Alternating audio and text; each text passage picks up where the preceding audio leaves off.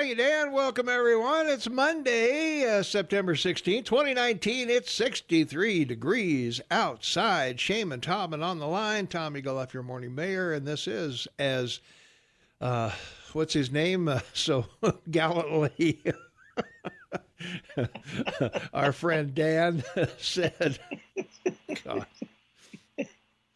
I think you got it right. Yeah, okay. I think. Yeah, Tom and Shane making radio great again in beautiful downtown Bozeman. So, boy, we're getting into winter. I think, Shane. Oh, I definitely. But our furnace went on Saturday night. Now it's on till till spring. Yeah. Well, ours went on a couple of days ago, and then we've been pretty lucky. We haven't had it on since, but.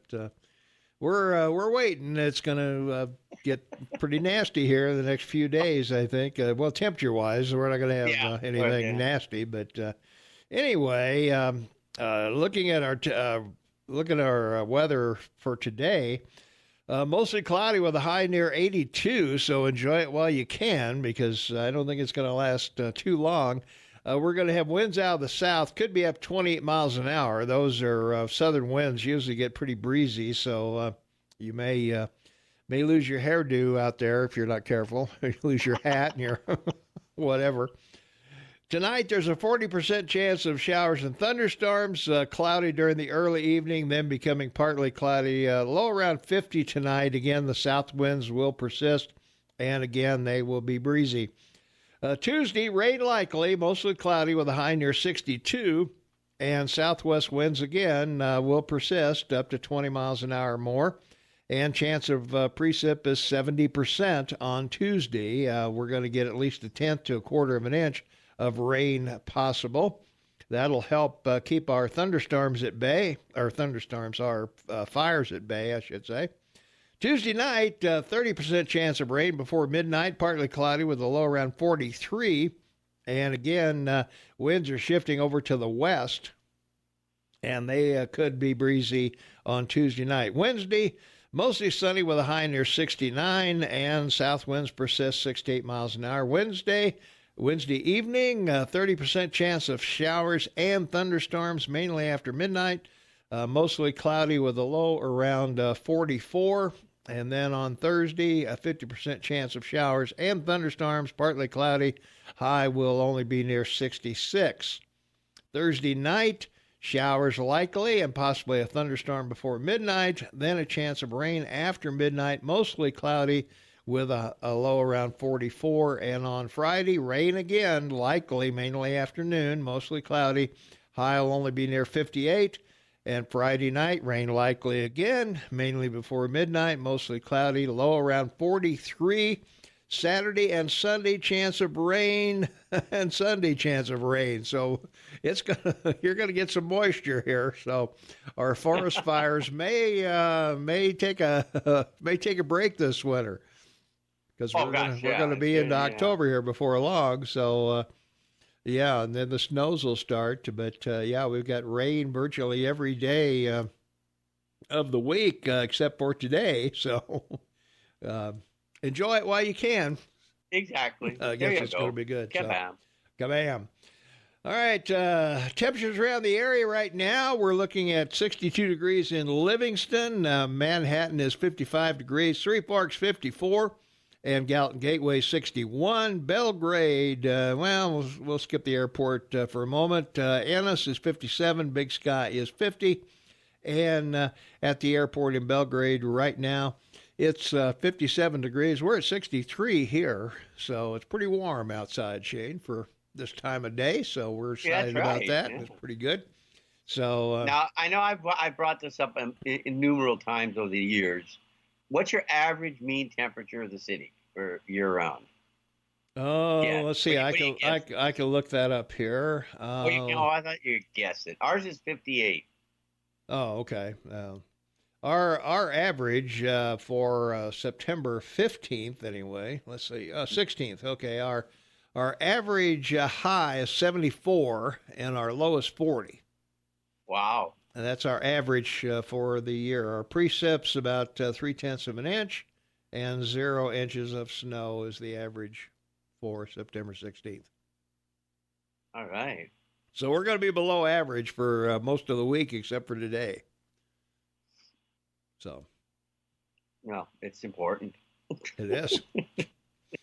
Our poll question from Thursday, who won the Thursday night, our poll question from Friday, I guess, who won the Thursday night debate? Trump again won. Yeah, I think so.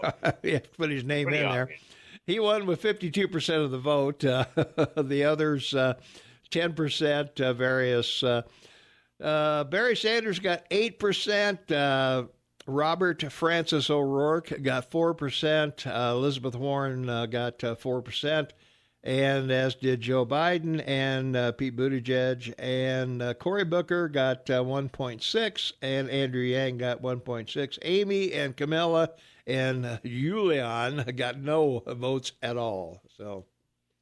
So I know we got lots to talk about before we go on to a whole bunch of other stuff, but did you see Biden again over the weekend? Like, I don't know. And I said, Tom, what's going on? Why are they really thinking this guy has got, his dentures are starting to slip? I mean, I don't know why. We wondered about John McCain. Same thing, Yeah, I guess so.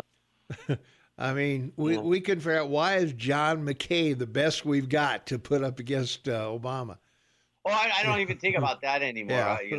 But it was just, a year before, in June, the year before the election, everybody on his team quit. He was down and out. He was nowhere in the polls, and ends up winning the thing. And I don't know. I don't know how. Well, it's like, Beto's gone because of his gun comment. Castro's gone because of insult to Biden. Yeah. So I mean, it's so easy. I mean, these people, they seem to slip up 2 or 3 times and they're gone, or certainly look like they're faded right out. But yeah, he's the duff machine. I mean, I don't know. Wow. Well, in some cases, we'll just forgive that. Bush wasn't the most articulate guy out there. No, but he was the most conscientious.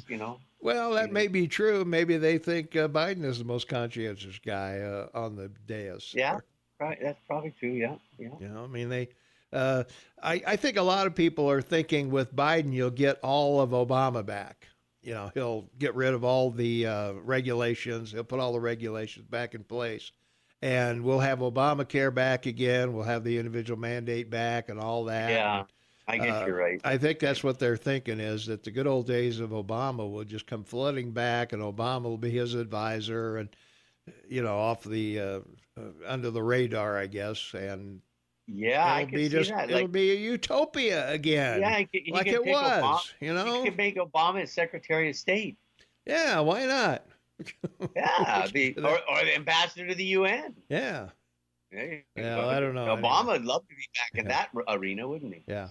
Well, anyway, our poll question today is, we talked about Beto O'Rourke wanting to sell all the weapons back to the government, like they bought them in the first place, which they didn't. But anyway, they're going to buy your weapons from you. And so if you got an AR-15 or a AK-47 or something else that is multiple firing with, magazines or whatever, they want to buy them back. And our poll question of the day, would you sell your weapons to the government? And the answers are yes, no one needs assault weapons, and no, we still have a Second Amendment. And at the moment, voting is very early, but 100% say no, we still have a Second Amendment. So no surprise there, I think. I mean, it sort of begs the question: if you have property on the Mexican border right now, and a lot of people do, and there's these hundreds of thousands of people coming across the border everywhere, including your backyard. You don't think you should have a AK-14 to protect yourself? Like, I don't know. What do you think? I don't know. I'm not sure who makes the AK-14, but that's a Russian, Yeah, that's the AK-47. That's the AK-47. Well, okay. And the AR-15 was what came along in Vietnam. AR-15 or whatever. Yeah. AK, yeah. What, don't you think you'd maybe want a gun like that? I don't know if a shotgun would work. Like, I don't know. Well, here's my thought, and I'm whether I'm a gun owner or not, make your own guess. But my feeling is that the purpose of the Second Amendment is to protect the citizen from their government.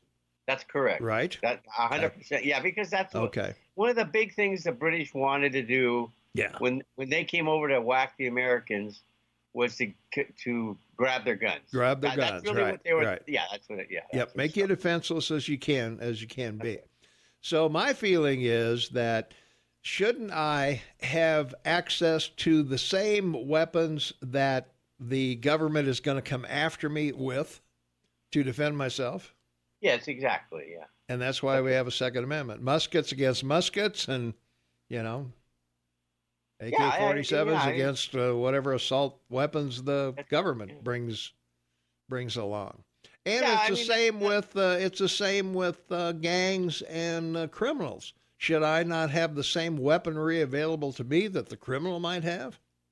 Well, and would that not be fair? That's the analogy I was going to use. Like, when the British came to take away, their guns, the two things that everybody in the country said, well, how do I hunt and feed my family? Right. And how do I protect them from the Indians? And today it's like, what would I have to protect myself from the gangs and drugs?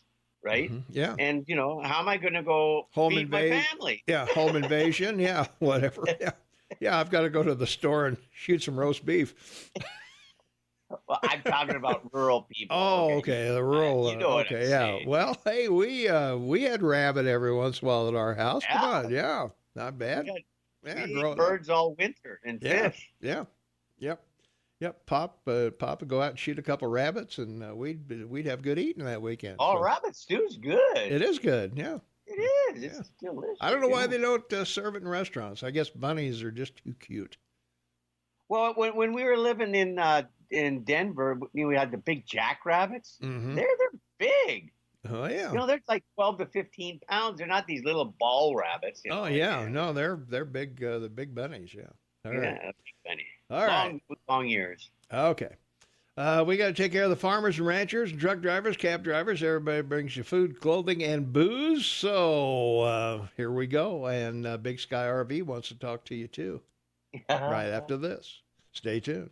24 minutes after the hour of 6 a.m. It's Monday, September 16th, 2019, 63 degrees outside, looking for a high of 82 degrees today. The last day we're going to be in the 80s or even the 70s for a while, I think. So Shane Matalbin, half man, half amazing, on the line with me. Tom Eagle up, your morning mayor. And this is the KMMS Morning Soapbox, making radio great again. Wow. What a challenge. All on our own. All on our own, yeah.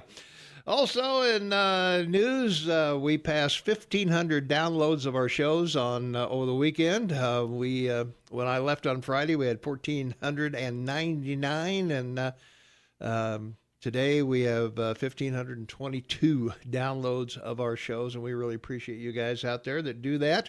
And you can always, you'll never miss a show. Go to KMMSAM.com or AM 1450 KMMS on your smartphone. And just click on Tom and Shane's podcasts, and you'll never miss a show. They're all commercial-free and nonstop, so you can just put them on and go for it. And we're happy that you'll do that for us, and we really appreciate it very much. From our text line, we're talking about the buyback of guns, Shane. Ooh, here we go. Monday morning. I would sell back my weapons to the government, but after doing a background check and discovering their violence their history of violence and mental health, I decided to reject their request to purchase my weapons. And I think we've talked about that before. That the government's just not a qualified buyer, I don't think, of taking your weapons back. And they're not really great at dealing with weapons, as we know from the issue of on the Mexican border, right? When they were selling guns and the Fast and Furious deal. Fast and Furious guns and shoot guards with them. We decided we'll give guns to the cartels, and then we can trace them when they kill people, and we'll put them in court. Right. But I don't think they did any ballistic tests on anything that they gave to the cartels. So the genius just doesn't pay for it. So Well, on this date in, let's take a phone call, then we'll go to this day in history. Right. We're getting down to the bottom of the wire anyway. 522-TALK is the number, 522-8255. Caller, you on the Morning Soapbox. What's up?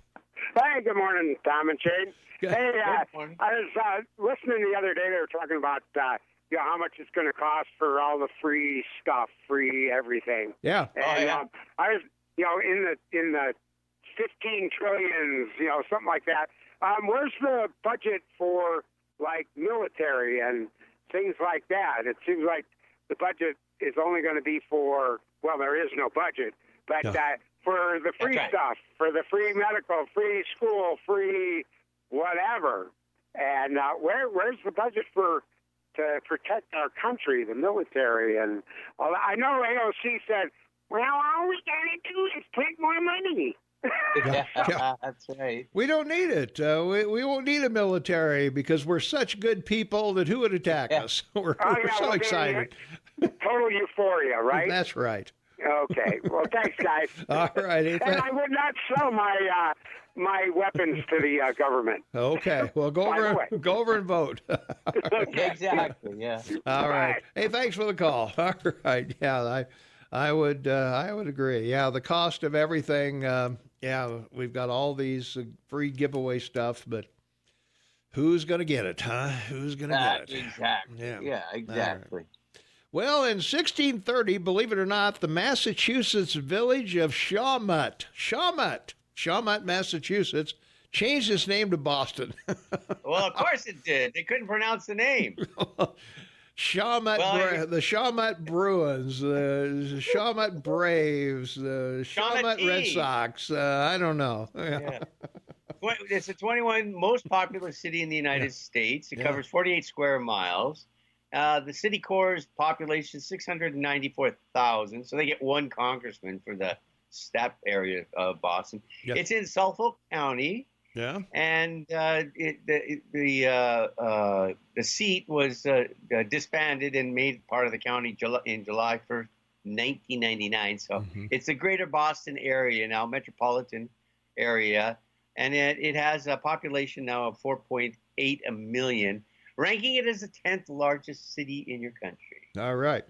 We come back. Well, of course, we got to talk about Spanish Rule, Jingle Bells, Cherokee Strip, Sam Rayburn, FDR, the Met, Bob Newhart, all kinds of stuff coming up. So stay tuned, because all of that is ahead on the KMMS Morning Soapbox with Tom and Shane, making radio great again every single day of the week. So, well, except for weekends, of course, but who cares?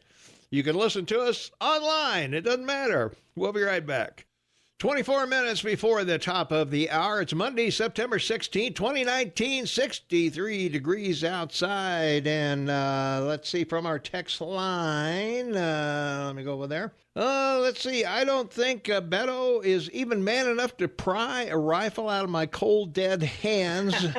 Even in death, I suspect I would have more strength than that eunuch, and not your sister Tam sent that. And so what's an appropriate amount of money to send annually to the Pentagon? And for the last caller, nothing but bitch and shallow sarcasm, but no answers. Well, let's take a look at the budget of for this fiscal year, 2019. It's $693 billion, Shane. Yeah, pretty incredible. Well, the thing you got to think about when you talk about the Department of Defense, it covers 4 branches of service: the Army, Marine, Navy, and Air Force, and Space Force. 5. Yeah, 5. Yeah. But also included in there, you got to have food for your military. You got to feed them. You got to house them. You got to clothe them, and you've also got retirement in there as well. Yeah, and you got to pay them. And you got to pay them. And that's a big maintenance project, all the equipment and everything you have to take care of, all of that stuff. So so it's more than just putting out a bunch of weapons and that stuff that go obsolete every 2 years. So the budget as far as an appropriate amount, I think it's what they need, whatever they need is That's right. pretty much. But I won't say unlimited budget because obviously we'd want everything. But I remember in Vietnam, we didn't have everything that we needed to effectively wage war. You know, we did. As somebody said, you go with the army you have, not the army you need, or not the army you want. And that's what I think we do, is that we do have a budget, even though it hasn't been ratified for 9 years or so, or once in 9 years, and we know why why we don't have a budget. So Yes, we just that's keep right. appropriating money, and we just whatever we don't need, we borrow. That's right. So It's pretty much, and it's less than 20% of your overall budget. It's about Mhm. 18%. yeah. And it is, probably the second largest expense in your budget Mhm. after, all the Medicare, Medicaid, and the other stuff. all the services, all the Mhm. that All the take free up- stuff. All the free stuff you get. Yeah, and that's that takes Mhm. up a huge amount of that takes up like 80%. So you've Mhm. got only like 2% of the budget to go to everything else to fund the departments and all. Yeah, so it's a tight game, right? But Mhm. It is. one Yeah. that's important. It's Mhm. you've survived because of it. Yeah. Well, I know the one thing. We never missed a meal, so I don't know. We may have not. We may not have had all the ammunition we needed. We may have not had all the clothing we needed, but we never missed a meal. So And you always had turkey on Thanksgiving and Christmas Day, right? pretty much, yeah. Yep. They had that sawdust chicken or whatever they call turkey, I think. Yeah. Or whatever. Yeah, I remember that famous scene in Patton when a German general opened a box and lifted out of it a chocolate cake. Yeah. And he said, "We're done. Yeah. If they have enough plane fuel and planes to fly chocolate cake over here, We're done. if a mother could Yeah. send her son a chocolate cake, oh my God, we're in trouble." All right. Well, in 1638, Francis King Louis the 14th was born. Yeah, the God King. He was Mm-hmm. one of those guys that sort of made things a little bit ridiculous. Yeah. But it was the beginning of that great dynamic of the 17th century, and so much was happening. That there was money because of the coinage that had come from the gold and silver that had come from Central and South America, and Europe was flooded with and a lot of these. The royalty were supporting artists, and so much happened because of it, right? Mhm. It was an amazing time of music, of art, architecture. Oh, yeah. Yeah. But graft and greed, baby. Lots of that, too. There you are. All right, we got to take a quick break here. We got Northwestern Ford dealers want to talk to you. Babel is on the line as well. And, of course, we got Home Titles, and we've got John Deere. And, boy, I mean, you want to hear from these guys. I mean, these are top-notch companies, I mean, this, Yeah, this is no downstream operation would advertise here. Come on. This is the top rung of the ladder, man, the economic ladder. So we'll be right back with more right after this. 14 minutes for the top of the hour, I guess. Isn't it? Yeah. Yeah, I guess it is. It is. 14 minutes You for can the still top read of a clock. I'm yeah, so I can still happy. read the clock.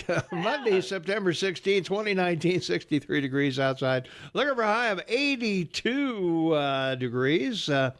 How about a little Cars music in the bumper rotation in memory of Rick Ocasek? I don't know if anybody even knows who the Cars are. Yeah, that's right. Exactly. We do have some Cars. I'll throw a Cars in the next segment. I've already got the music lined up for this segment, so we'll stick some in. We'll stick a Cars in there somewhere. I'll just grab one at random since I have no clue what what great music the Cars ever made. So I don't know. As I've said many times, if I don't know you. If I don't know you, you're not famous. So if the Cars don't get down to me, well, it's just too bad. Well, yeah, For the them, Ingle, yeah. the Yeah, go ahead. The Eagle Man, he has a wide sphere of influence. He That's can cover right. a lot of area. I was just going to say that this guy's died the same age I am, so that's any day I can live longer than a musician, I guess I'm all right. Yeah, that's right. That's right. Well, let's see. In 1810, Mexico began a successful revolt against Spanish rule. Shane, 1810. What a wonderful time of the century that was, huh? Well, we talk about Mexico, 126.5 million people, 2.5 billion or trillion economy, and I guess it'd be the third largest trader with the U.S. after China and Canada. Yeah. Interesting thing about this War of Independence, I think people will find interesting, is that it was started against the loyalists who had taken over the ruling junta, as they called it, by none other than a priest, Miguel Hidalgo y Castilla. I mean, so okay. It took a priest to start this War of Independence, and it's really sort of a sad disarray when you look at where you've been for the last 200 years, because Mexico, they had that war, but then they had the First Empire in 1821, the Second Republic in 1846, the Porfiriato, which sort of was a golden age, I guess, 1870, and then the Mexican Revolution, 1910. And remember, folks, that the same party, the PRI, the Institutional Revolutionary Party, has been ruling the country since then, since 1910. The same party, one party rule in Mexico. Wow. Well, on this date in 1857, the song Jingle Bells by James Pierpont was copyrighted under its original title, One Horse Open Sleigh. That's right. New England-born songwriter, arranger, and organist in a church. And, wow, he died in Winter Haven, Florida, because back at that time in the 1820s, a lot of people were, trying to decide, do they want the weather of New England or the nice weather of Florida? Yeah. Anyway, we all know it as a famous song that's been around. And as you said, was originally One Horse Open Sleigh. Wow, how amazing, isn't it? Yeah. All right. Hundreds of thousands of settlers took part in a land run in Oklahoma's Cherokee Strip on this date in 1893. Under Benjamin Harris, he was the one to claim that they needed to start settling land, particularly in that part of the country because of the Mexicans. And they had just seized Oklahoma. And from the Mexican, as we said, 50% of the you seized 55% of Mexico from the Mexican, and this was one of four, but this was the largest. Yeah. And people got land grants ranging from $1.40 to $2.50 per acre the following year. But the original people lined up. The gun went off on October 6, 1890. And they basically ran across Oklahoma looking for those stakes that had been put out by the government to pull out of the ground and claim their land. Oh, I didn't realize they had stakes in the ground. I guess that's why they call them stakeholders, huh? That's Maybe. Right. The government had, what do you call it? The guys, go around and... Yeah, the assessors or the whatever, yeah. I can't think of it. But, yeah, because I was thinking, why not just drive 10 feet and call that yours? Some people did. Why race? Why race? Yeah. I think I'd race to the nearest river or stream, so I'd have some water. But all the stakes. All the stakes were numbered. So you'd pull the stake up, and now you claim that, and then you went to the office and registered it. So that's how it happened. Yeah, pretty cool. What a wonderful deal. All right, we got to take another break here, so we'll be back with more stuff right after this. So stay tuned. 5 minutes before the top of the hour, Monday, September 16, 2019, 62 degrees outside. Shane and Tobin, half man, half amazing.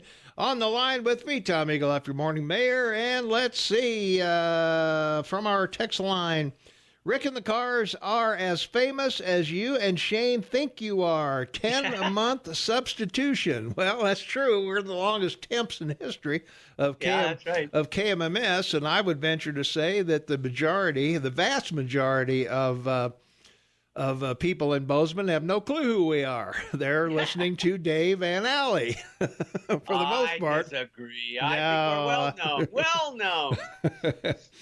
And let's see. No one with a modicum of talent wants the KMMS Morning Show. Well, not for what they pay, that's for sure. Musicians, there's so much talent here now. Yeah, musicians with talent can't match the Cars. Rick and the Cars were the soundtrack for the lives of the top end of your target demo, 25 to 54. Okay. Oh, there you go. Good for them. Right. Let's see. Let's see, Tom, your whole audience is not as old as you are. I'm a full 20 years younger. Just an FYI. That's true, though. They are not as old as I am. Our base, at least according to Facebook, we have 52% men and 48% women, and 35 to 64 is our demo. Most listeners there, at least most people on Facebook there anyway, so. And people working, going to work, and have families and get up in the morning. And bless them all for turning on their radio and listening to us at this time of day. Yeah. And, of course, the majority of them are at XL Country, but that's okay. Well, that works out well. That works well, too. Yeah.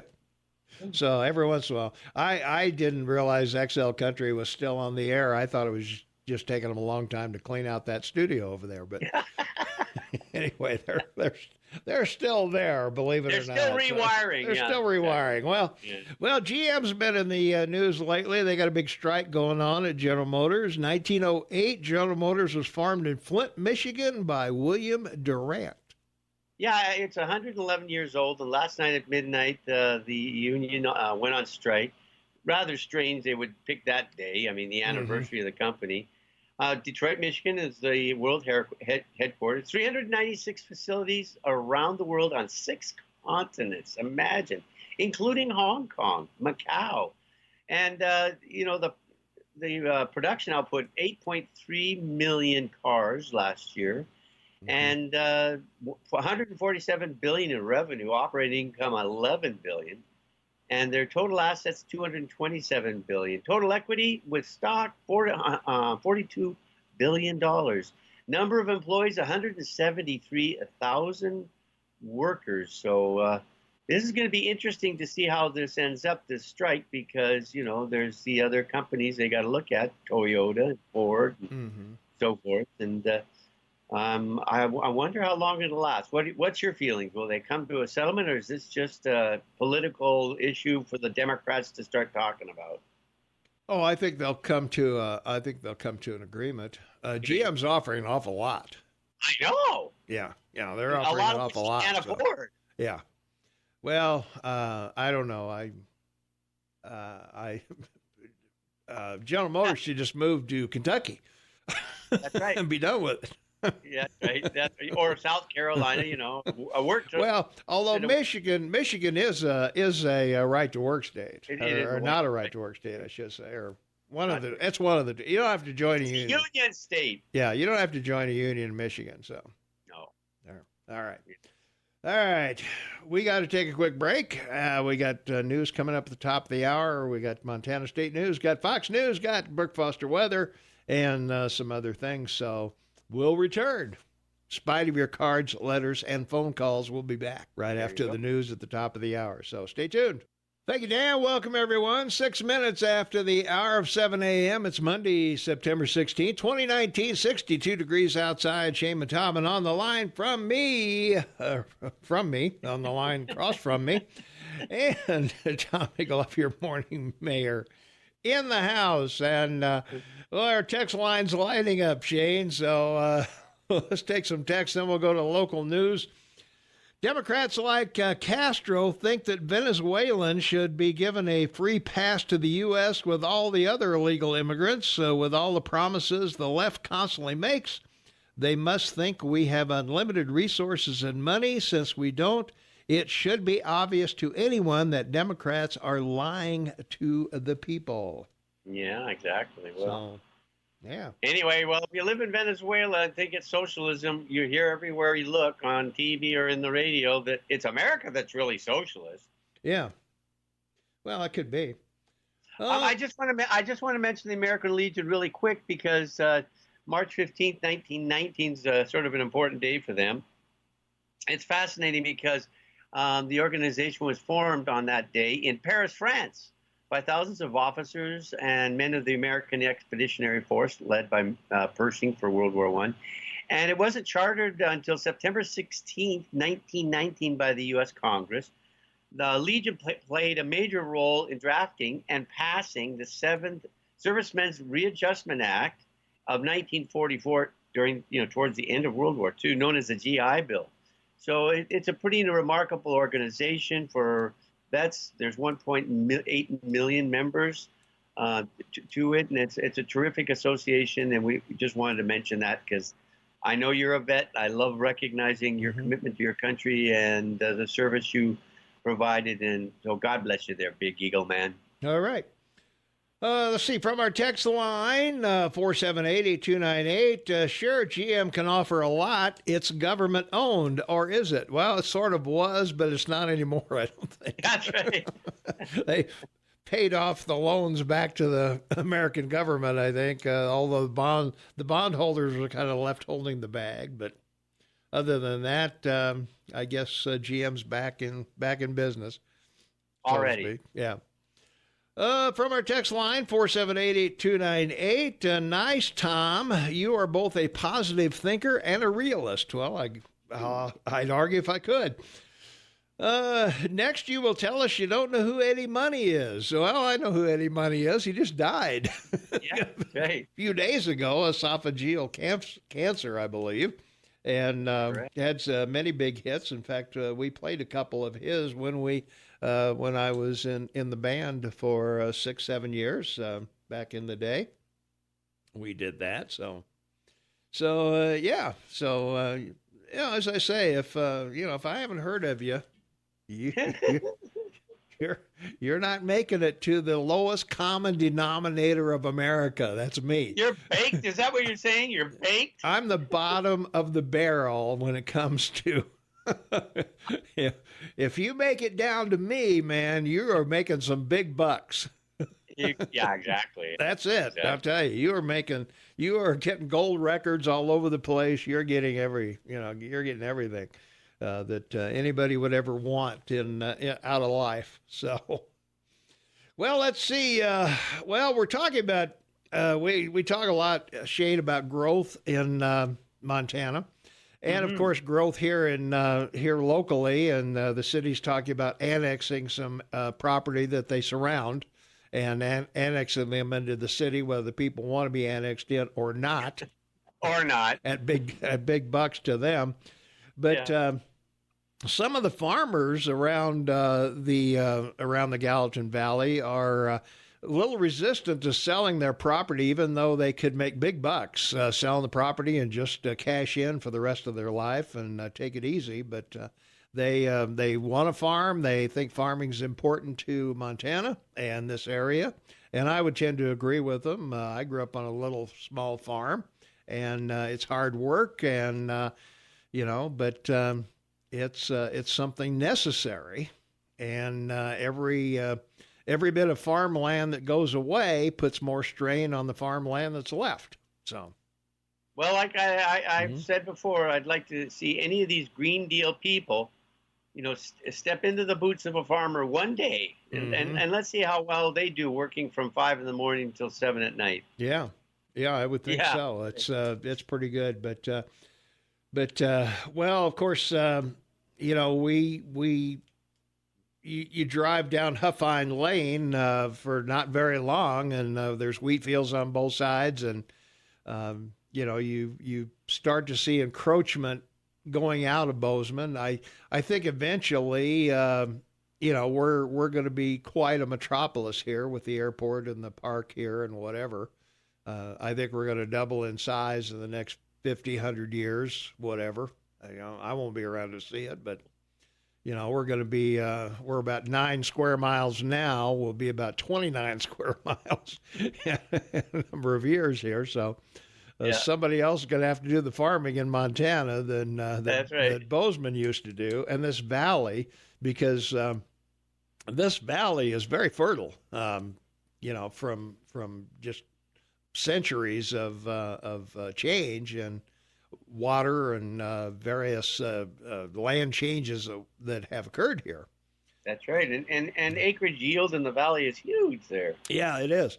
And also, there are stories that there's never been an Indian battle in this valley, that this is the valley where they would bring the wounded to recuperate because it had healing powers here, supposedly. So, well, Yellowstone Park, the hot pots. Yeah, sure. Yeah, we've got all that. With all the chemicals, the salts and their base salts and everything in the water. Yeah, it's a great thing. Yeah. So we hope these folks that are doing the farming out there that want to do it, and aren't just looking to make a quick buck off their land, that either decision's fine with me. If they want to sell and somebody wants to develop the land, then hey, more power to them. And if they want to keep on farming and they can make it through the tariffs and all this that's we've got going on, then hey, we hope they will prosper as well. So, well, if something strange were to happen, like Warren got elected and the Green Deal looks like it's coming, boy, I'll bet you they'd be wanting to sell because in 10 years they won't have a farm because they won't have anything to be able to produce from. They won't have equipment, they won't have oil or gas. Well, that's true. Trump makes farmers work easier, killed their income with trade war. And I don't believe that, of course. Use socialism to bail them out with taxpayer dollars. Don't need to plant anymore. Well, we all know that's not what he's doing, but well, that's true. It's Yeah. The valley is changing in many ways, not all positive. Well, I think all of us who've lived here for any length of time, I don't know, we can't keep the little hamlet we had when we moved here or when you were born here, I guess. But it is disappointing to see some of the types of growth that we have. Well, we talk about the fact that farmers feed North America. When you look at it, that's almost 400 million people. Yeah. And 60% of the world. But part of that, too, is your strategic reserves like you have for oil. And, you have strategic reserve of corn in your country for 6 months. Yeah. And a strategic reserve now of wheat of only 90 days. So, when you hear these stories about the government helping out farmers like soybeans and stuff, I believe the strategic reserve is about 60 days for soybeans. That's what they do. They put it in storage for emergencies. Yeah. But, it's incredible because, when your government does that, they do it to help feed the world. I mean, you'd think all these greeners would be happy with that, right? That, we're feeding the world. Yeah. Well, you would think so, but there's no question that some of the farmers are being damaged by these tariffs. I mean, of course, there's no question that it's hurting them. We're hurting China much more than they're hurting us by a long shot. Their economy is just not good at all, and it's coming. Yeah, they're on the precipice. I'm telling you, that. Yeah. We both agree. Yeah. And I don't think there's any incentive for them to change anything until after the election. Well, I don't think they're going to have a choice. It's it's one of those things when you live in a fascist state, you think you have total control, and they've got the 2 million man, military that's basically their police force. Right. But when you have a middle class that's grown from literally nothing in 40 years to 400 million people, and they go into the streets and start rioting because things have turned ugly, or they see what's happening in Hong Kong and they want the same thing. I mean, yeah. Well, they don't see what's happening in Hong Kong. I'm pretty sure of that. I think. Well, they might be. Yeah. The number of the population in China that knows about Hong Kong is very small. But it could be enough to trigger an event, and that's that they also remember back to Tiananmen Square too. Yeah, that's right. Exactly. That's what I'm saying. Yeah, that's why it's so critical. Is it worth the effort, and are there enough people to? What's the tipping point? Where you actually take to the streets? What's the tipping point? And Well, it could be the 1st of October when they celebrate 70 years, and in the middle of the parade, everybody decides. Well, I doubt it. I don't think so. Well, and also we can Trump, only hope, Thomas. Well, Trump postponed some tariffs because of that as a goodwill gesture, and I think China just sees that as a weakness. They don't see that as goodwill, I don't believe. So yeah. Anyway. Well. Let's see, China's not a democracy. President for life doesn't care about the people. And what are Trump's demands for surrender? Well, stop stealing our intellectual property and stop the tariffs, and let's have a level playing field for both. Don't charge a bundle for our stuff to come into China and your stuff to come in here free. That's what we're shooting for. But the intellectual property is the big bone of contention on the table. And the second thing is having a specific way of getting recompensation for something that's wrong, like not going through the World Trade Organization. He wants to have a penalty clause in there that's specific. Period. All right. We got to take a quick break. Another Peter's Painting wants to talk to you. Northwestern Ford dealer, ZipRecruiter, the podcast, and, of course, the cars. You want to hear from the cars, do you not? All right. We'll be right back right after these important words. So stay tuned. A lot more Morning Soapbox with Tom and Shane to go right after this. 22 minutes after the hour. It's Monday, September 16, 2019, 60 degrees outside, looking for a high in the 80s, low 80s today, Shane. And,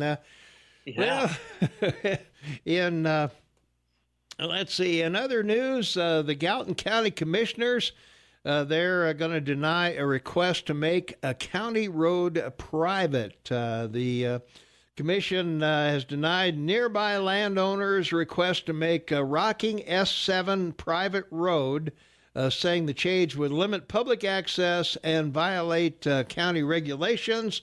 Landowners requested the road 9 miles north of Belgrade off Dry Creek Road to be made private to protect their livestock, preserve their property values, and prevent trespassing, littering, and theft. So, in recent years, landowners installed an unlocked gate on the road to protect their livestock and property, and so now the county commissioners have decided that it ain't going to work. So county commissioners... It ain't going to work. It ain't going to work. Commissioner Don Seifert said public access to Dry Creek is not just for fishing. He added that restoration projects in the area might make fishing viable in the future. And so they have decided, not a chance. We're not going to do that for you. So, well, we'll have to put it on the commissioner's list for Friday, right? Yes, we will. Yes, we will. We'll put it on there for them and see if they've got anything to. What have they got to say for themselves? Exactly. Well, we have the Parade of Homes, Shane. Really? Well, yeah. New homes, right? You didn't know that? Of course, every city does. Well, okay. Well, we got the Parade of Homes. What you may not be aware of is we also have the Parade of Sheds. Are you serious? Yeah, we have the Parade of Sheds. Now, are these like commercial sheds or personal sheds? These are sheds that people have on their properties. Well, I know, in Bozeman, yeah. Right, that they built or that are commercial and they put on. No, they're not commercial. They are. They have been there for many years, put up by landowners, maybe hundreds of years ago, depending on the property. But the original man cave. Yeah, my wife and I have taken the Parade of Sheds tour.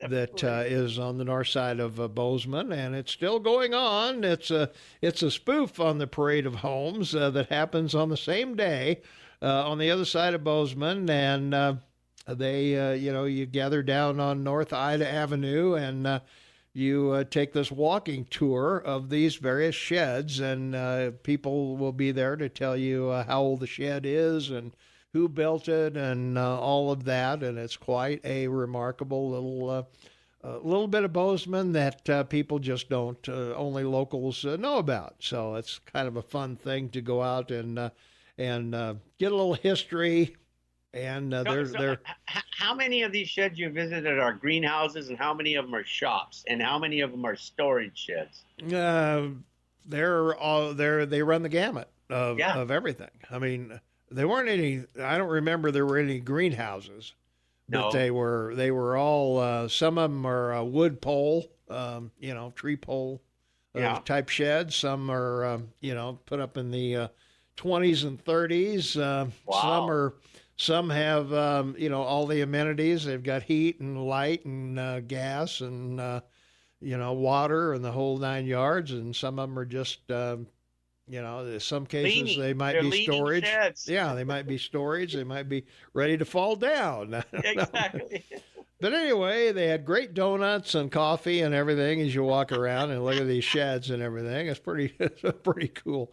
It's a pretty cool deal, So I would encourage you, if you haven't gone out to check out the Parade of Sheds, by all means. I guess it's over now, but anyway, it's well worth your time. It's like going to an area with a bunch of wineries, Mm-hmm. Yeah. And you go on one of these tours. You got to take a bus tour because you'll go into a winery and they'll give you like an ounce of 6 different types of wines in it. So that's 6 ounces of that winery, and you go to the next one, another. Now you're 12 ounces in. Now you're 18 ounces in. Like, well, you're supposed to taste it and spit it out. Right. Sure. Of course. Yeah. Well, it's a tasting. It's not a drinking. It's a tasting.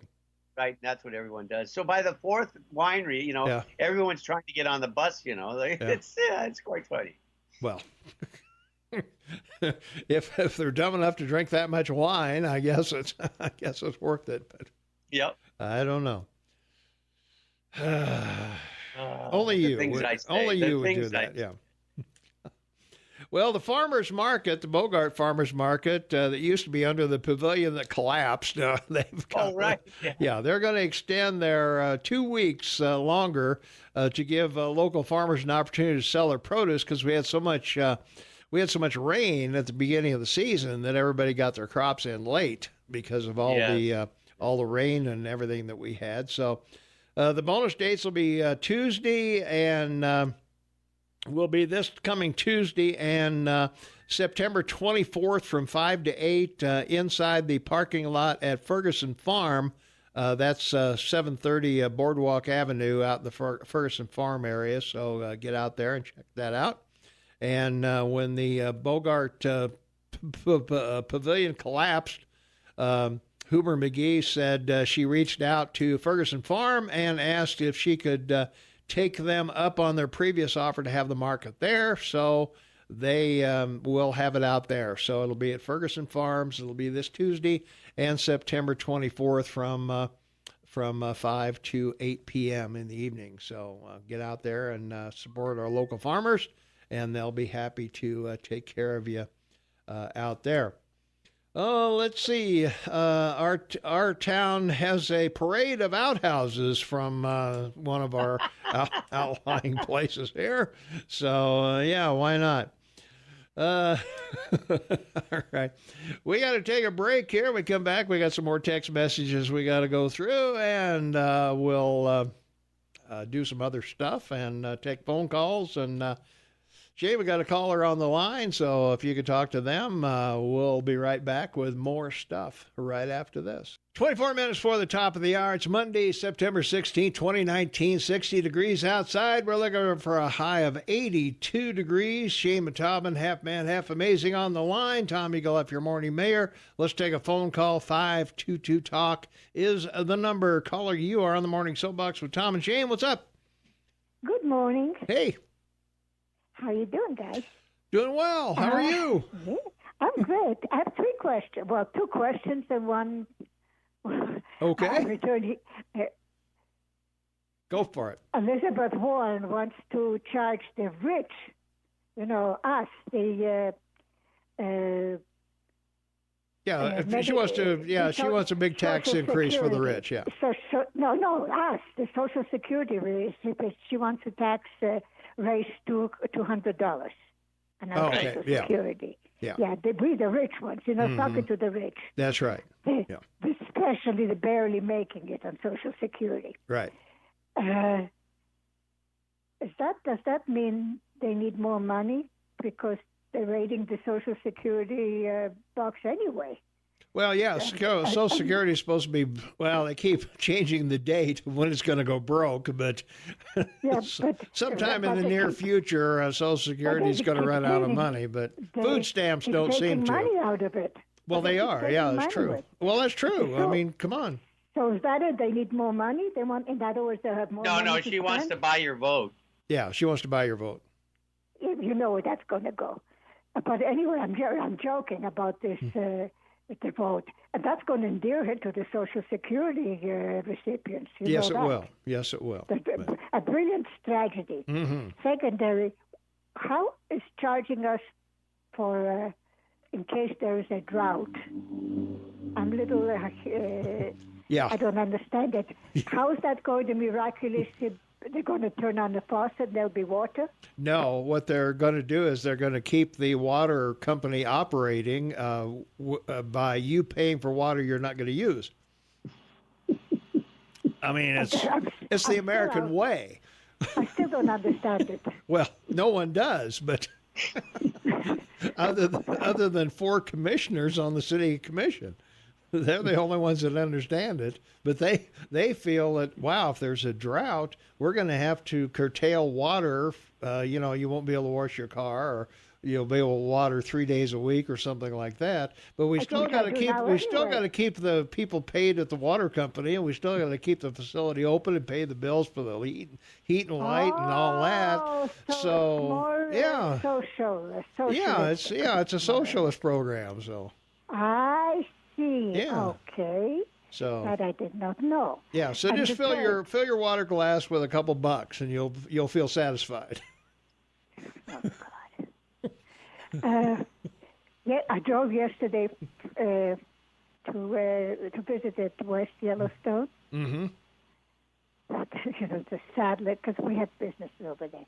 Yeah. It was a sad little, and we lived there. It's a sad little town. 4 stores up for sale, big stores, including the, Eagles. Yeah. That's up for sale, too. That's an institution in 1908 or something like that. Yeah, the Eagles Lodge up there? You're down there? Or up there, or wherever it is? Eagles fishing, the corner fishing. Oh, okay. It was primarily originally a fishing store. It's an institution there, Eagles. Oh, yeah. Because the brothers died, and their 2 grandkids or nieces, whatever, and they don't want to deal with it. And one moved into Bozeman, and the other one is up in La La Land, Okay. Thinking, So, yeah, that's up for sale. Wow. It's so sad. Yeah, that is. Wow. And now we have 5 Thanks for cheering us up on this Monday morning. Yeah. We enjoy that. Thanks a lot. Oh, that's me. And now they have 5 Chinese restaurants. Yeah.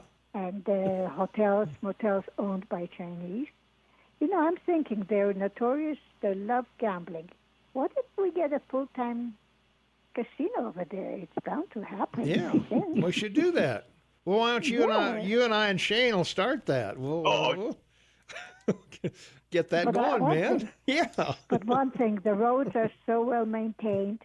Yeah. Even in winter, because I used to do it 2-3 times a week. Yeah. And it really is, since they repaired all that. They do a good job down there. They really do. Oh, really? Mm-hmm. And it's a nice drive, a nice, beautiful drive. It is. And yes, and visit the park a little here and there, and get a little feel of the country. Really. Yeah. Well, one of these days I'm going to get to the park. I don't know when, but we'll see. So. Yeah, you should. I should do that. Yeah. Feel good.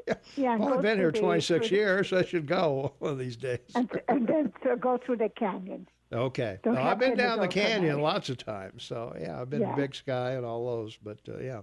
I've also driven through the Andes, and it's also pretty. All right. I got to go, sweetheart. Okay, all right, darling. Bye-bye. We'll be right back with more right after this.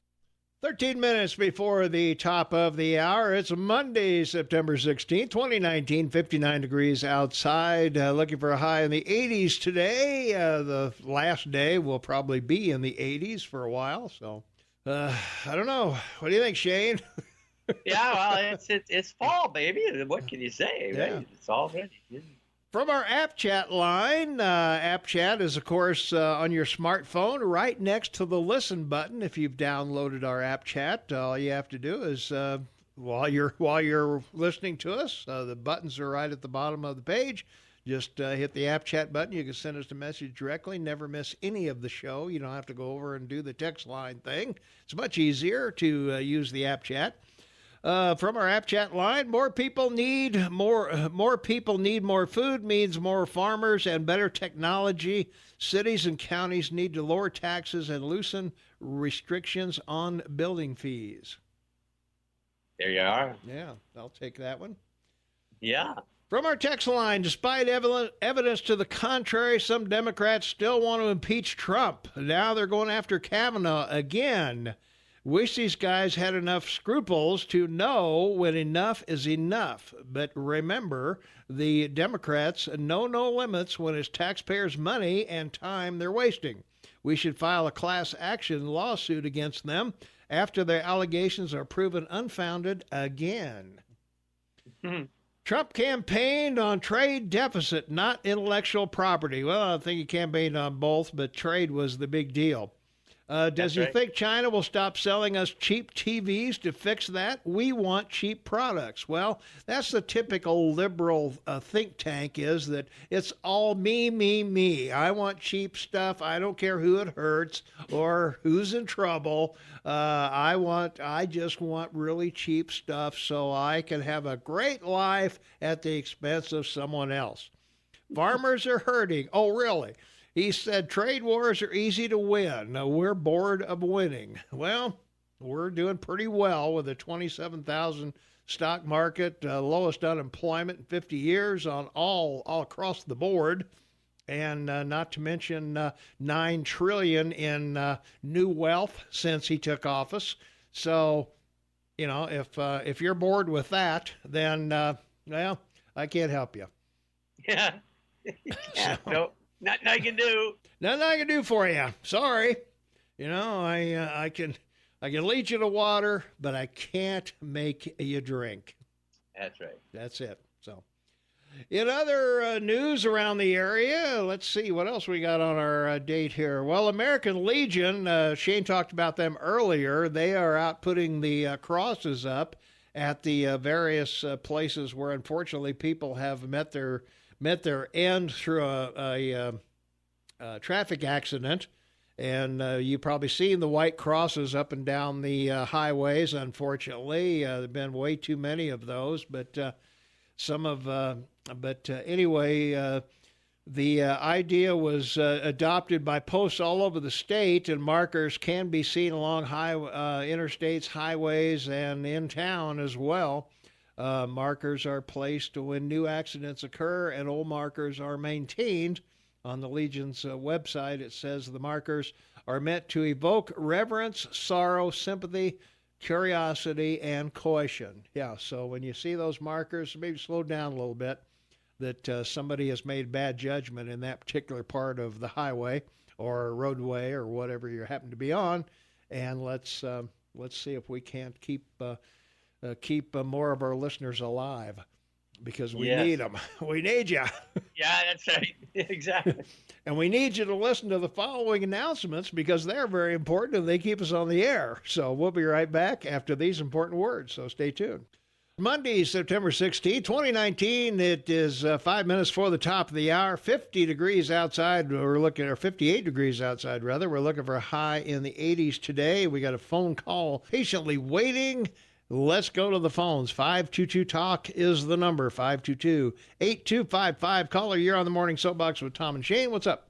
I can balance my philosophy off. I'll preface this with saying I tolerated Trump. I like the way he's shaking things up. But I'll tell you an obscure thing that is hard on the craw, sticking in my craw. It's the Central Park 5. He took out ads against the Central Park 5. These were young men around 16 years of age. One ad cost $85,000. He said, get rid of this scum. But then now later, the DNA evidence and even the confession of the guy that did rape the woman in the Central Park released the 5 young men. And then I looked that up, and he said, there's a case for hate. We should be able to hate these guys. I don't think he's willing to say he's made a mistake. That's a weak psychology. Are you guys willing to say you made any mistakes, or is this a perfect radio station? No, I make mistakes all the time. If you've listened any time at all, I get the dates wrong. I get everything wrong from time to time. So yeah, I make plenty of mistakes. I don't think you can be on the air for any length of time and not screw up somewhere along the line.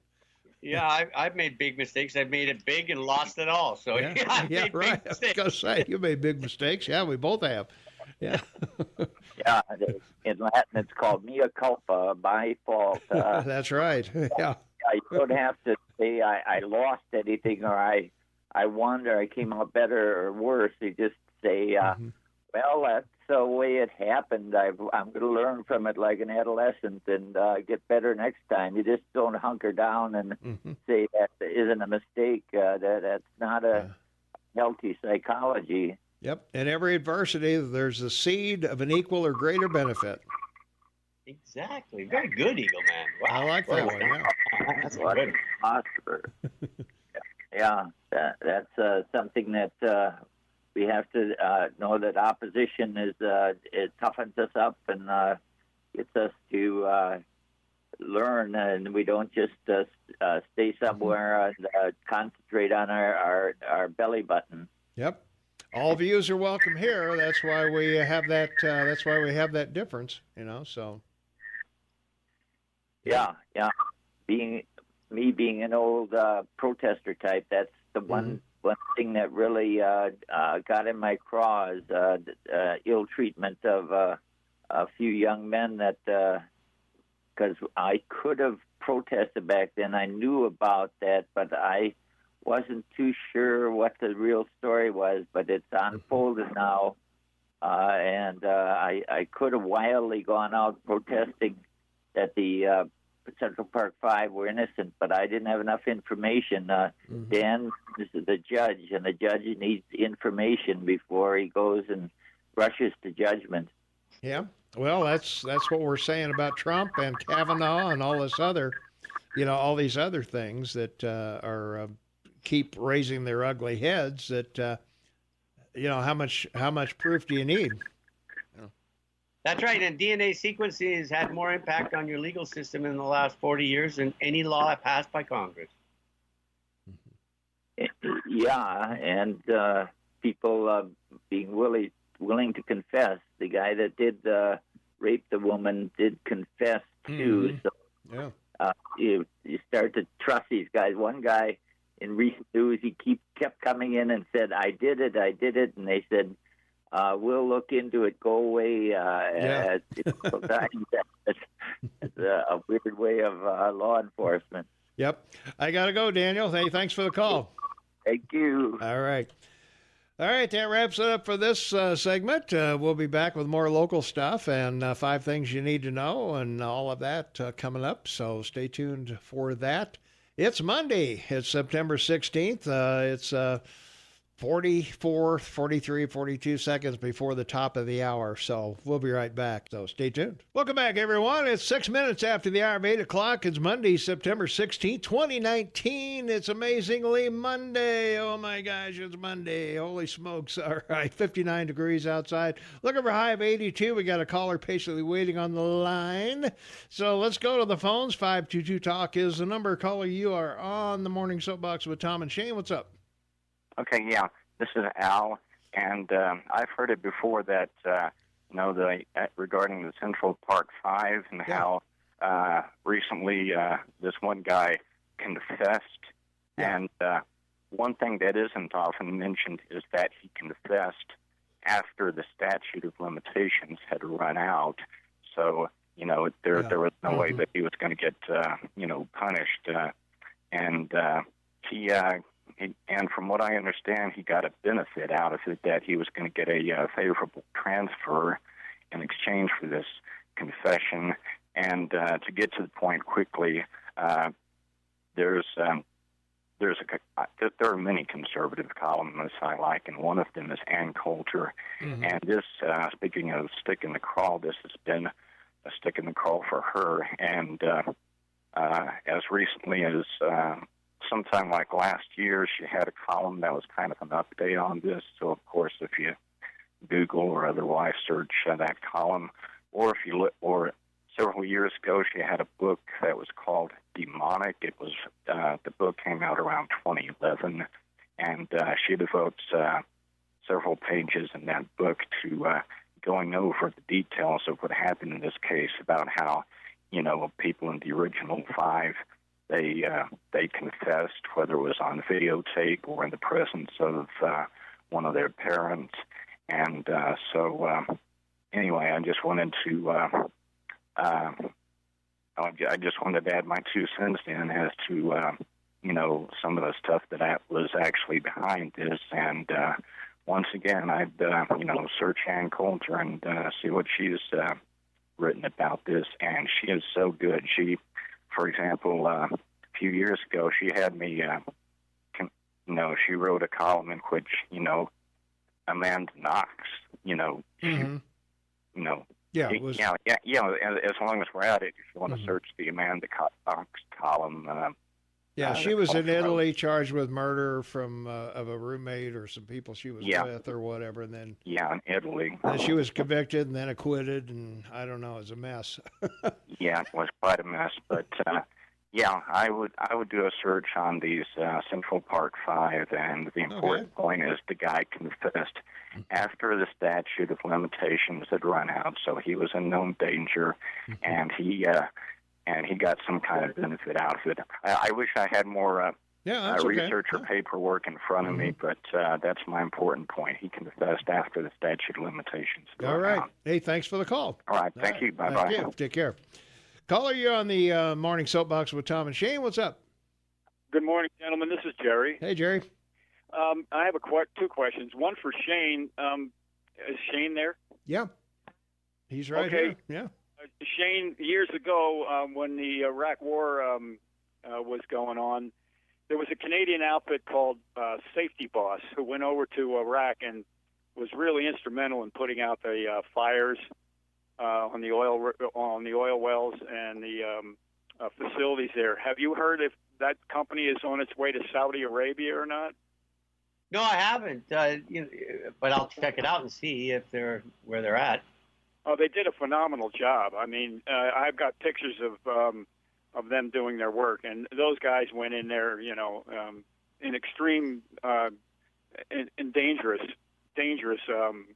type of work that they did. I was just wondering if they had gotten mobilized to go over there to take care of this latest thing in Saudi Arabia.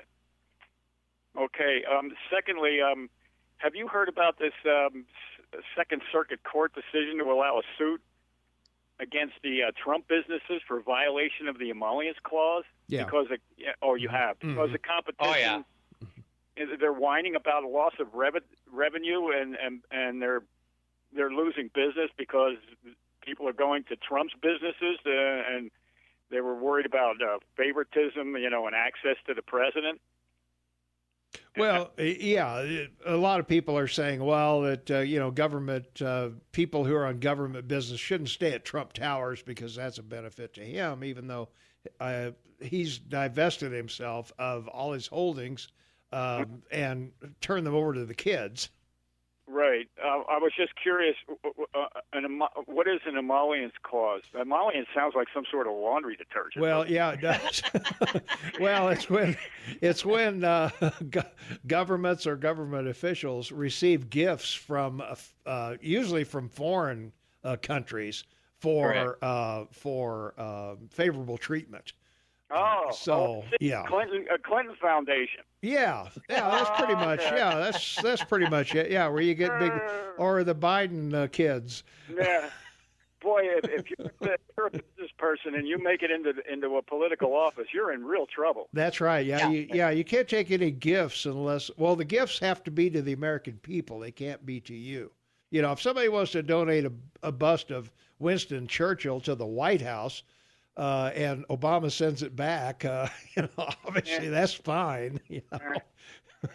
Okay. But if you take the china when you leave office, like the Clintons, then you got to give it back. Oh, and okay. in this, and just for your own edification, in this case, this was a policy established by the Obama administration for aircraft coming from Europe and landing there to refuel or to stay overnight. So the crews would be given a per diem, to spend the night at a local hotel. And because they were Americans, Trump at his place allowed them to stay at a significant discount to even the cheapest hotel. He had the cheapest, room at his place. And so people would go and stay there. Now, number two, the Air Force checked this out, and there had been 54 times that this has happened. But it was a big thing that the media made a deal out of. And instead of admitting that he was offering, servicemen a lower per diem where they could stay at the hotel and have money left over to buy dinner, again, it's just, false news. That's all it is, false news. Okay. Well, I wish they would leave this president alone and let him get about the business that he's supposed to be doing for the American people. But it doesn't sound like they will. They're just going to keep coming after this poor fella and everything he does. Well, we've never had a president that has not come from government. Well, that's that's the problem, that we have somebody who has business interests. And when Cheney became vice president, he had to divest himself of all the Halliburton stock that he had and all that. Right. Had to get rid of all that because of the government contracts and things like that, because there's only about 4 or 5 companies in the world that can do what Halliburton can do. I mean, they could go in and rebuild an entire country. And also, Tom, this committee that's looking into impeachment, they actually have no constitutional authority to do what they're doing. It's totally beyond their purview. They've said the president has done all these bad things. Now they're going to look at the evidence. Yeah. Well, hang on a second. I thought you looked at the evidence first, and then you say, hey, he did some bad things. But they're always putting the cart before the horse. To me, it sounds like it's a ploy, a sham, you know what I mean? And if the president, he should fight these leftists, as far as I'm concerned. I think they, I think they will. I don't know if this will get out of committee even. It may, but if it does, I don't think the House is going to vote for impeachment. I just think that would damage the Democrats, and it would make Trump more of a victim, to his base, certainly. And I just don't think they're, I don't know why Nancy hasn't put the kibosh on Nadler, but maybe he's just. I think it's as far as Nadler is concerned, it sounds like it's all window dressing for his reelection bid. He's coming up for reelection. Too. Yeah, that too. I think that's part of it, that he's saying, "Hey, I tried. I tried to get this guy out, but." Yeah. Okay. Yeah. Well, thanks, guys. Look into that, will you, Shane? Yeah. Oh, yeah, sure, absolutely. He looks into everything, don't you? Well, let's see. From our text line, you lied. Trump has not divested his holdings. He can't. That's the problem. Well, he's put everything in the kids' names, so he's not benefiting from it. The kids are, or the family is, or whatever. He sold his personal holdings, $750 million in stock before he took office. So, right. Yeah. He's taken a slam on this great run on the stock market. Everyone else has enjoyed. He hasn't been able to participate in it. The Clintons were bad, but they didn't take the china. No, they didn't take the china. I know that. They took gifts that were given to them that they weren't allowed to keep, and in many cases that's right. But no, they didn't walk out with all the furniture and everything that they were credited with getting rid of or taking out. So that was just kind of a tongue-in-cheek on my part. From our text line, 478-8298, can't remember a time when Daniel was critical or condescending. or wasn't critical or condescending. Don't remember you saying you're never wrong, Tom. But then again, what can we expect, Tom? Because you're always right and suicidal. Well, I haven't been suicidal so far this week, anyway. Wish Danny would practice what he preaches. Let's see. Maybe if our president wasn't so corrupt, there would be nothing to go after. His victimhood reminds me of the liberals are, oh, wait, he is a liberal. So, okay. Well, I would say that what's happening to him is making him more of a victim day by day as they go after him for literally everything that they can. Regarding the Central Park Five, Trump is incapable of admitting he makes mistakes. That is terrifying. Well, he's yet to admit that he was wrong about the Central Park Five. So you got. I will agree with you on that one. We want cheap TVs and more money in our pockets so we can spend it locally on services. Well, what do services produce? Exactly. I mean, if you want to be a service city, you're in trouble. Yeah. If you're not producing something, you're in trouble. That's so. Let's see. Trump's broken promises, tax returns, we don't care. Lock her up, we don't care. Skinny bill, military paying for the wall, we don't care. Bringing down the, reducing the debt, raised it $2 billion rather. Return on investment of Wall Street. World will respect us. Now the world's laughing at us and our bullies, our allies hate us. No, they don't. Hire the best people, and the best people don't always work out. And no corruption, and no embarrassing tweets, incoherent and whatever. So I don't know. It's window dressing. If you can't say something positive about someone, don't say anything at all. That's what I was taught, yeah. Let's see. Trump isn't receiving a gift by people staying at his hotels. He's offering a service in which they are paying for a hotel room. Leave it to Democrats to not understand commerce. And there you are. All right, let's take another break, and Anderson Windows want to talk to you, the Hayes Dental Group, too. I should remind you, the Hayes Dental Group, coming up this Friday, is going to offer free dental service. They're going to do fillings, they're going to do cleanings, and they're going to do extractions, those three things. Sign in is at 7:30 at their place of business, and I'll give you that address here in just a second, but... they've been doing this for 7 years, and they are located at 1226 Stone Ridge Drive. That's over behind the Holiday gas station, I believe. If you want more information, give them a call at 586-2117, 586-2117, or go to hayesdental.com.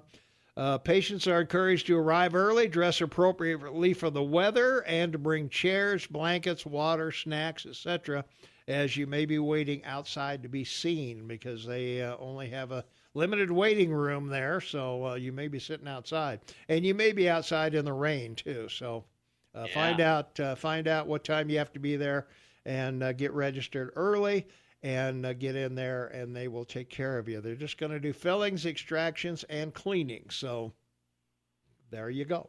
All right. For free. For free, yeah. So we'll be back right after this. It's all right. It's 24 minutes after the hour. How do you not know to turn your mic on when the music starts? How do you not know that after 10 months of 5 days a week? It must be Monday. I guess I forget between Friday and Monday how to run the show. Anyway, it's Monday, September 16th, 2019, 59 degrees outside. It's going to be 80 today, and maybe our last day of 80s for a while. Let's see, from our text line, 478-8298, I can tell you, or I hate to tell you, our country and Bozeman is service-based. Your job, Tom, is a service. You're right. This is a service. It's a service that's paid for by advertising dollars. So we do produce something anyway. Mm-hmm. That's right. But I don't agree that the country is service-based. Because if you look up and down Main Street, every storefront has products and services for sale, or products for sale, I should say. Services are upstairs above the Main Street, and up and down 7th, everything there is production-based. So I would tend to think that most main streets in every city in America are product-based. So I don't agree that the entire industry or the entire country is service-based. So very good. So anyway, say something positive. You mean like our walking insult machine, Trump, so he can mock people and we're not allowed to criticize his lies? Got it. You can criticize him whatever you want. Help yourself. Yeah. Let's see. Chris Griffin wanted your lame-ass job. Too bad he could not keep it. So our lame-ass job here, Shane. It's really nice. Thank you. Yeah. Yeah. All right. So I've got one here. I have no clue what it means. If the CFL team, the Rough Riders, maybe that's the Canadian Football League, Rough Riders? Yes, sir. Win the next 3 games, the Democrats will lose everything they fought for. So I don't know what that, I'm not sure what that means, but maybe you do, Shane. I guess it qualify for the Grey Cup. Okay. That must be it, I guess. So, Yep.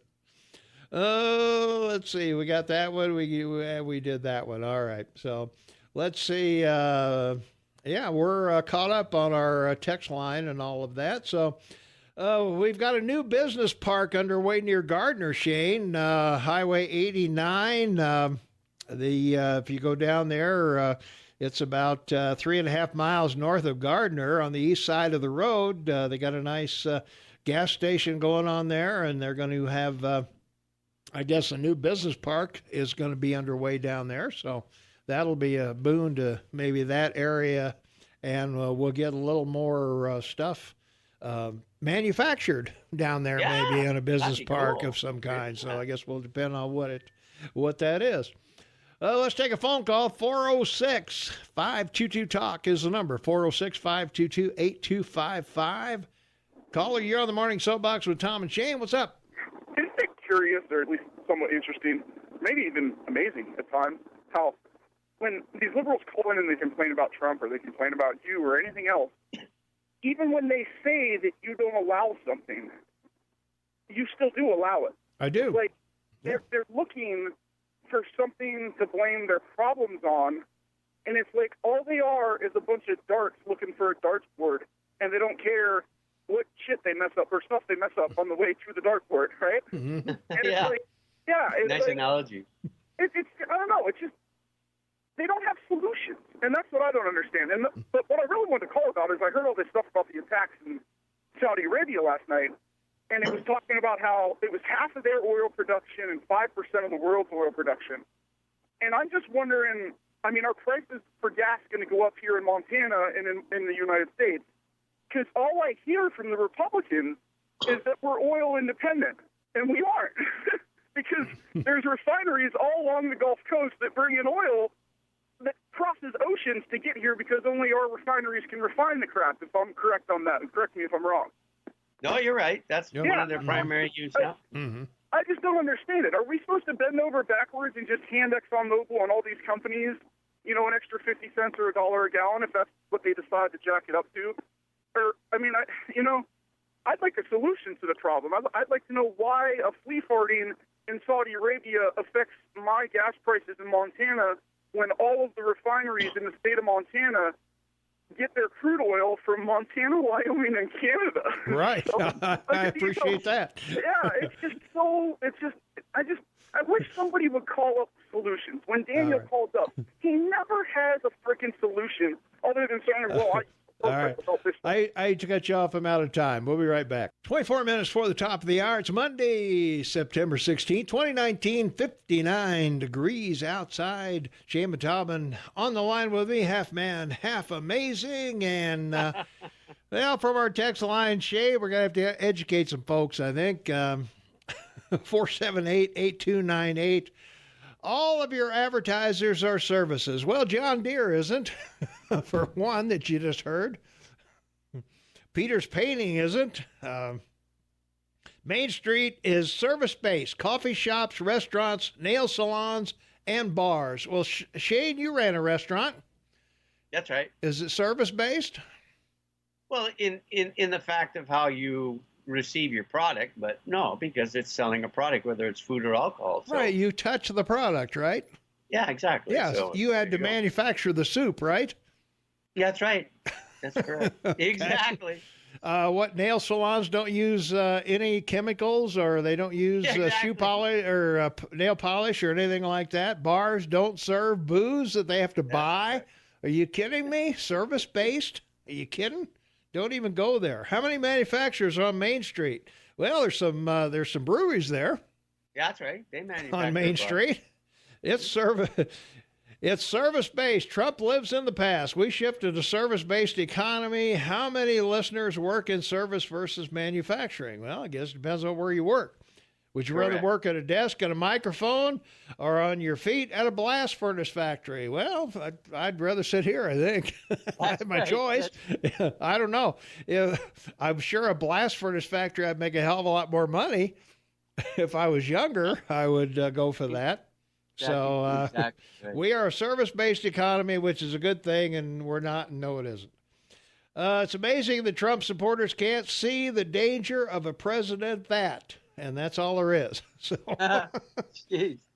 speaking of the CFL Rough Riders, their current head coach is Craig Dickerson, brother of former Grizz star Dave Dickerson.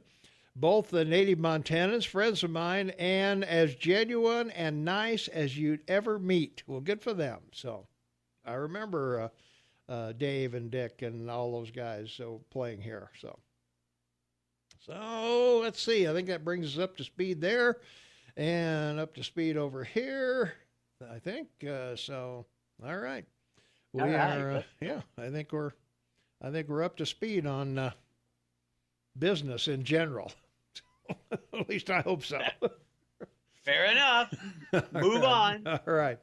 Let's take a phone call. 522-TALK is the number, 522-8255. Calling on the Morning Soapbox with Tom and Shane. What's up? Good morning, gentlemen. It's Steve. Hey. So I haven't been listening for an hour. I have no idea what you're talking about, and I'm sorry if I changed the subject. Okay. Go for it.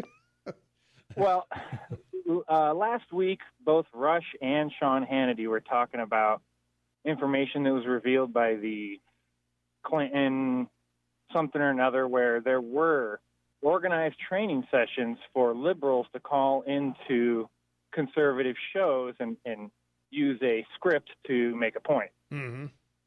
And I've been noticing the last 2 weeks, your guys' texts have been just flooded with liberal arguments. And I've heard your frustration sometimes, Tom. Well, Trump this, Trump this, Trump this, Trump this. Yeah. And I'm starting to think that you're getting blasted by these people that are taught to have a script and to make these points, to frustrate the hosts of different programs that maybe not necessarily conservative all the way, but make those points. And, man, when I hear these texts you've been getting, Tom, it sure sounds like you've got trolls. Oh, we do. We do. No question. If this were a national show, I would be much more aggressive against them. But since we're a local, we that's why I say all views are welcome here, because we want to be an open forum for everybody. But I agree with you that absolutely there's a small minority of folks who are just going to do Trump every day, all day. And so I probably shouldn't read all of them. And one was 8 things long, and I just paraphrased it as best I could. But so that's what I was kind of wondering, Tom. Yeah. I'm sure after a while you've garnered the ability to recognize when it's authentic and when it's the not. The number. And I wonder. Yeah, the numbers show up on the text line.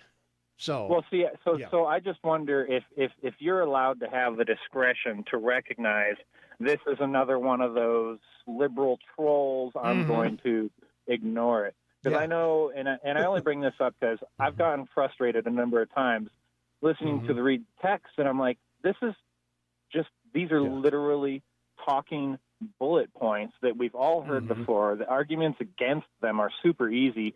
Why do you keep reading them? Yeah.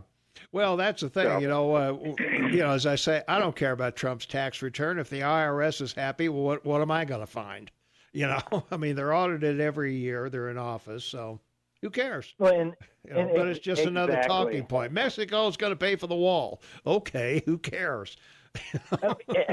And that's the ironic thing. When conservatives try to tear apart liberal misspeaks as such, we get lambasted as being racist, filling the ism. But when it's the other way around, we are expected to just listen to their talking points and accept it as the truth. I find it a little frustrating at times, Well, because we're supposed to hear their logic, but our logic doesn't matter. Yeah. Well, if all you've got to fight me with is Trump lied, you don't have much. If you want to give me some facts and figures about tax cuts, if you want to give me some accurate figures about unemployment or the stock market or things like that, then we've got numbers we can both work with. Well, according to our leading candidate, it's the facts matter and the truth doesn't. So. Yeah. that may be truth, I guess. Hey, thanks for the call. Use your emotions, Tom. You can feel what the truth is. Have a great day, gentlemen. All right. Thanks for the call. Very much. Appreciate it. All right, Shane, we got a caller waiting on the line, but I got to take a break here. We'll be right back right after this. All right, it's Monday, September 16, 2019, the KMMS Morning Soapbox with Tom and Shane. We got a caller waiting on the line. Caller, you are on. What's up? Hey, Tom, it's Chris Griffin. What's up, Chris? I just want you to say, I've known you for, 7 years now, Tom? At least, 6 years anyway? Somewhere like that. I trained you. You did. I know. What's up? You don't have a violent, malevolent bone in your body. And I just want that to be very clear because I heard someone make that accusation that was a potential reason why.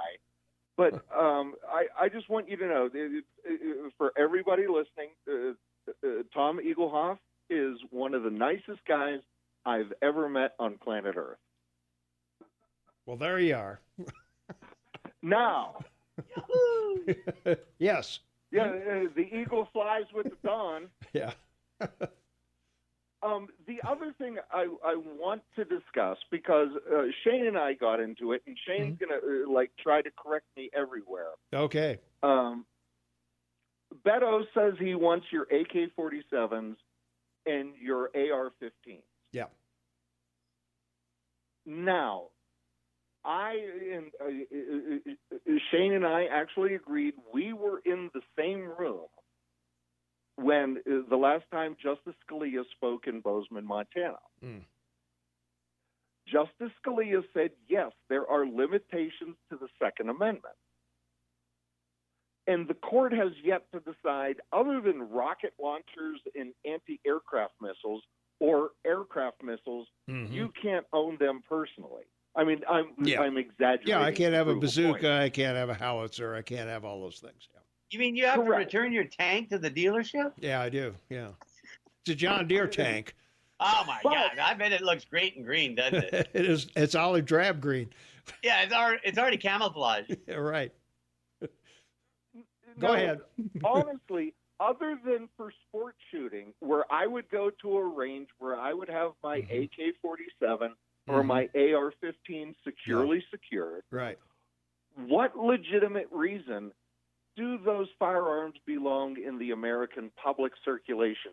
And I'll let you guys discuss that because I think that is a very legitimate question. Well, I can answer it for you right now. There's nothing wrong with it. Pure and simple. Nothing wrong with it. This is what your Constitution says. No, actually, Even well, if a well-regulated militia. Well, let's not get into the Constitution. There are other reasons. Led me there, yeah, Tom. I will. Yeah, let's leave the Constitution out of it. Let's leave the Second Amendment out of it. And because I gave this argument earlier, that the reason that we even have this in the Second Amendment was, as you rightly stated, for a militia, and also to protect the citizens from their government.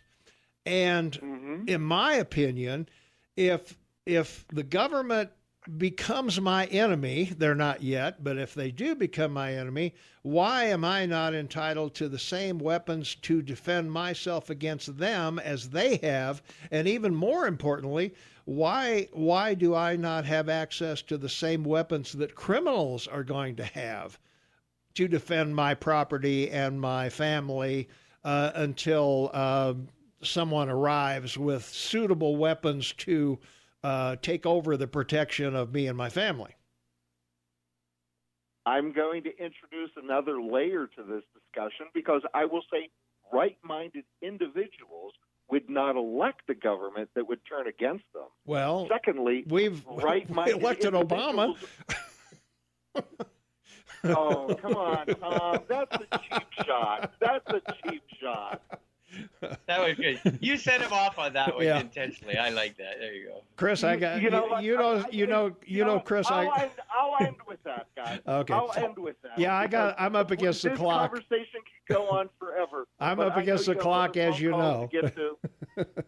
I know you have other phone calls to get to and other people to tell me that they hate me for calling in. Right. But I think that every time I do, we always have a civil conversation. Absolutely. And I appreciate it. All right. Take care. All right. Thanks, gentlemen. All right. Oh, shit. I just hung up on the caller who's waiting, Shane. Sorry. Oh, no. Call back. Call back. Right. We've got to do the Rush update. Here's Rush. Welcome back, everyone. It's 2 minutes before the top of the hour. We got a caller waiting, so let's be quick. Caller, you are on the air. What's going on? Well, Switzerland, and everybody has automatic weapons, and firearms, and and ammunition, all provided by the government, and they're not shooting the crud out of each other. They're just not. Yeah. So it's not the guns. It's the emotional instability of this country. We need to stop drugging our children till they're zombies, and just, teach them how to be good citizens, not, that when they took religion out of the schools, which I'm not a huge, religious person, but, some people need guidance, whether they get, and we need to stop letting 16-year-olds have children. They're children themselves. We need to either put them in parenting classes, help them, because they're obviously not getting any help at home. All right. I mean, they're 16 and have children. And also, real quick, we need to feed the people that are trying to get into this country. Nobody wants to eat their dog. Nobody. Okay. Very good. All right. Thanks for the call. I got to go. All right. Bye. Bye-bye. Well, that's a happy way to end the show, huh? Yeah, indeed. It's Monday. That's right. People aren't looking at their pooch the same way anymore. There you go. Say goodbye, Shane. Goodbye, Mayor. Look forward to tomorrow morning when we talk again. Everyone be happy, be safe. God bless. All right. Thank you, Shane. All right. Thank you, everybody. Thanks for all the texts and everything. Sorry we didn't get to all the texts. Maybe we'll finish them up tomorrow. But, hey, have a great day. We'll see everybody bright and early tomorrow morning, 6 a.m.